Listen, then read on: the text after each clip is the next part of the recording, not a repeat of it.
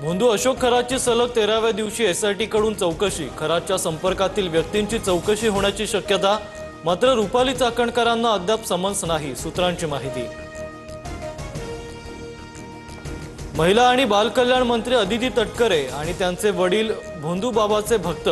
खरात प्रकरणावरून राऊतांची टीका। तर जबाबदारी समजत नसेल तर महिला बालकल्याण मंत्र्यांनी राजीनामा द्यावा, हर्षवर्धन सपकाळांचाही निशाणा। आत्महत्या किंवा इतर काही दाखवून खरातला संपवायचं अशी चर्चा। तर अजितदादांच्या अपघाताबाबत व्हीके सिंगला काहीही झालं तरी वाचवायचं, अशाही चर्चा। आमदार रोहित पवारांचं ट्विट। खरातच्या मुलीच्या लग्नपत्रिकेत सत्ताधारी आणि विरोधी पक्षातील नेत्यांची नावाचा उल्लेख असलेले चंद्रकांत पाटील मात्र अनभिज्ञ। 40 ते 45 नेते नियमित संपर्कात असल्याची सूत्रांची माहिती।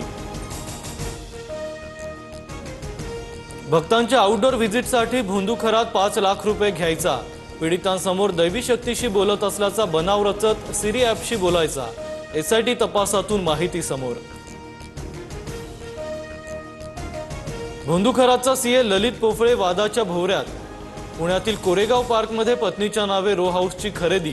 सीएकडे एवढी संपत्ती आली कुठून, याची चर्चा।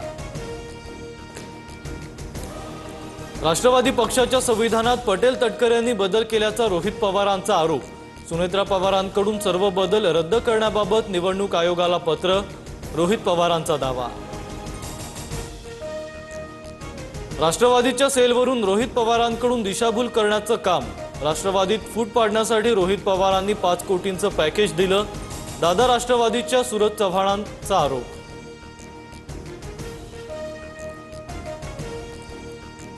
देशात इंधनाचा तुटवडा नाही, युद्धस्थितीचा भारतावर काही परिणाम नाही। मुख्यमंत्री देवेंद्र फडणवीसांची प्रतिक्रिया।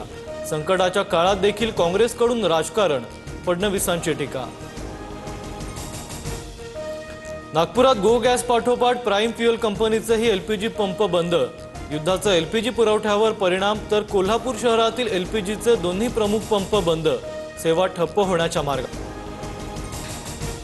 नैसर्गिक आपत्ती आणि युद्धस्थितीमुळे शेतकरी दुहेरी संकटात। पुण्याच्या चाकण कृषी उत्पन्न बाजार समितीतील शेतकऱ्यांवर माल फुकट वाटण्याची वेळ।